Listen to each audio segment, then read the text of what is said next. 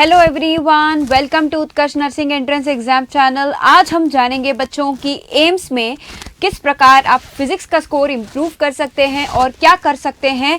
Score आपको यदि 25 plus लाना है आउट ऑफ 30 इन फिजिक्स में यदि आप 30 में से 25 प्लस सवाल को राइट करना चाहते हैं तो क्या क्या स्ट्रैटेजीज यूज कर सकते हैं, किस प्रकार से आप अपना सब्जेक्ट इंप्रूव कर सकते हैं और साथ में कौन कौन सी गलतियां सुधार सकते हैं जिससे आपका स्कोर इंप्रूव हो सके।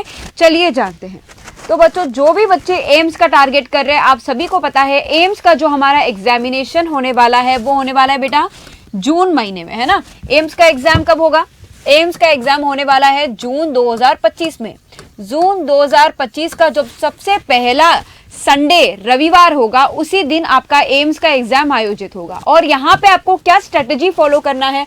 तो सबसे पहले तो एनसीईआरटी, भाई एनसीईआरटी तो आपको पढ़ना ही होगा।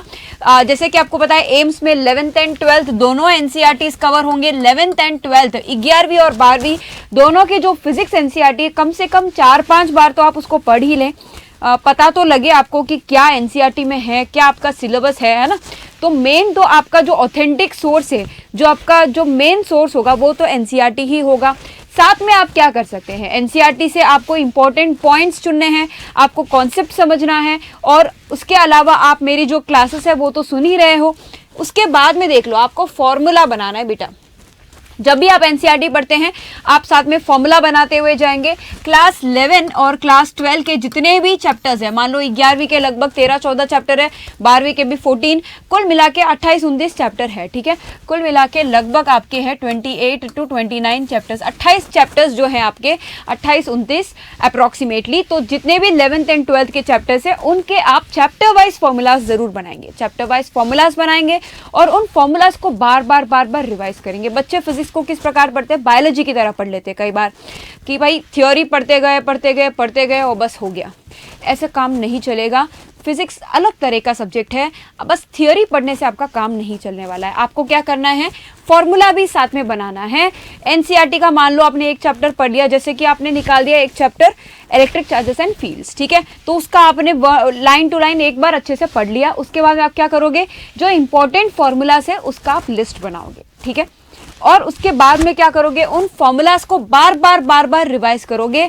आप कम से कम महीने में 5 से 6 बार फॉर्मूलाज को रिवाइज करोगे, ठीक है, जो भी चैप्टर्स आप कंप्लीट कर चुके हैं उसका। क्योंकि फिजिक्स के जो फॉर्मूलाज हैं वो एंड मोमेंट में आपको तभी याद होंगे जब आप उसको बार बार रिवाइज कर रहे हो, otherwise it is going to be very difficult. उसके बाद में देखो बच्चों, एमसीक्यूज जो है वो बहुत ज़्यादा महत्वपूर्ण है। मतलब जैसे कि आपने एक चैप्टर कंप्लीट कर दिया, मान लो इलेक्ट्रिक चार्जेस एंड फील्ड्स पढ़ लिया, ठीक है, तुरंत आप उसके 50 एमसीक्यू तो लगा दो। हर चैप्टर के 50 MCQs from every chapter, MCQs okay, 50 MCQs तो हर चैप्टर के आपको लगाने हैं। तब जाके आपको वो चैप्टर अच्छे से समझ में आएगा, तब जाके आपको समझ में आएगा कि फॉर्मूला किस प्रकार लगाया जाता है, किस प्रकार से कैलकुलेशन होता है, किस प्रकार से आप क्वेश्चन को सॉल्व कर सकते हो, क्या गलतियां नहीं करनी है, क्या चीजें याद रखनी है, वो सब आपको एमसीक्यू करने से ही पता लगेगा, ठीक है। केवल थ्योरी और एनसीईआरटी को पढ़ने से नहीं पता लगने वाला है। फॉर्मूलास याद रखने हैं, कॉन्सेप्ट्स याद रखने हैं और साथ में हर चैप्टर के आपको ज्यादा से ज्यादा क्वेश्चन सॉल्व करने हैं, ठीक है। लगभग 50 एमसीक्यूज आपको सॉल्व करने हैं हर चैप्टर के, ठीक है। चैप्टर होते ही आप एमसीक्यूज लेके सॉल्व करने लग जाओ, ठीक है। और साथ में एमसीक्यूज में आप बेटा प्रीवियस ईयर क्वेश्चंस को भी इंक्लूड कर सकते हैं। प्रीवियस इंक्लूड करना बहुत ज़्यादा ज़रूरी है। पीवाईक्यूज क्वेश्चंस जो है बहुत ज़्यादा इंपॉर्टेंट है। ऐप वाले जो हमारे बच्चे हैं उनको तो मैं पीवाईक्यूज खूब करवा चुकी हूँ, खूब ज़्यादा करवा चुकी हूँ। पीवाईक्यूज तो मैंने इतने करवाए हैं, पूछो। हर चैप्टर के मैं पीवाईक्यूज भी करवाती हूँ। आरयूएचएस में क्या सवाल पूछा था पहले, है ना, तो पीवाईक्यूज आपको खूब मिल जाएंगे। पीवाईक्यूज ज़्यादा से ज़्यादा आपको सॉल्व करने हैं।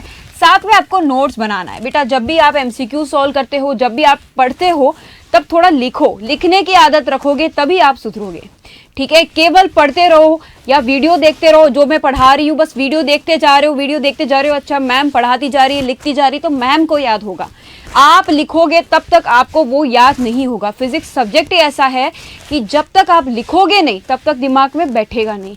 तो आपको लिखना है, कोई भी फॉर्मूला हो, कोई भी थियोरी हो, कोई भी डायग्राम हो, कोई भी न्यूमेरिकल हो, आप ज़्यादा से ज़्यादा उसको लिखोगे ताकि आपको वो याद रहे एंड तक। ठीक है, 4 बार पढ़ना और 1 बार लिखना बराबर है इन फिजिक्स।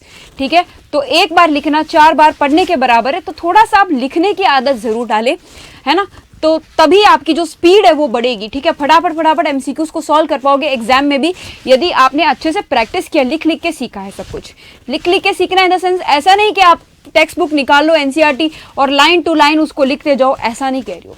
जो जो इंपॉर्टेंट पॉइंट्स मैं बताती हूँ, जो न्यूमेरिकल सॉल्व करते वक्त जो जो इंपॉर्टेंट डेटा हम यूज करते हैं, जो जो इंपॉर्टेंट फॉर्मूला हम यूज करते हैं, जो जरूरी ट्रिक्स हम यूज करते हैं, उसको तो कम से कम लिख लो ताकि आप एग्जाम टाइम में उसको अच्छे से रिवाइज कर सको, है ना। वापस फिर से आपको सारी किताबें खोल के पढ़ना नहीं होगा। सो ये है कुछ स्ट्रेटजीज। इन सारे स्ट्रेटजीज को आप यूज करके बेशक 25+ तो आप आराम से ला सकते हो आउट ऑफ 30। इस प्रकार से आप फिजिक्स सब्जेक्ट में इंप्रूव कर सकते हो। देखा जाता है कि काफ़ी बच्चे घबरा जाते हैं फिजिक्स में कि भाई फिजिक्स है, इसको तो याद ही नहीं रहता है, ये तो थोड़ा मुश्किल है। ऐसा नहीं है, ज़्यादा पढ़ोगे और समझोगे तो आपको लगेगा फिजिक्स सबसे आसान सब्जेक्ट है। Physics is going to be your favourite subject यदि आप उसको लिख के प्रैक्टिस करोगे, थोड़ा ध्यान से पढ़ोगे, थोड़ा सा समय दो आप। ठीक है, सब्जेक्ट को समय जितना दोगे उतना ज़्यादा आपको क्लैरिटी मिलती जाएगी सब्जेक्ट में, है ना। तो इस प्रकार से आप अपना एम्स में स्कोर इंप्रूव कर सकते हैं। कमेंट सेक्शन में ज़रूर बताना कि और क्या प्रॉब्लम्स आप पढ़ते इस दौरान फेस करते हो, ताकि मैं उन पे भी वीडियो बना सकूं कि किस प्रकार से आप उन प्रॉब्लम्स को सॉल्व कर सको, है ना। जो भी पढ़ते दौरान आपको कोई परेशानी आ रही है फिजिक्स में तो ज़रूर कमेंट सेक्शन में बताना। I will make my next video on that. Okay, so thank you everyone, have a wonderful day. Thank you.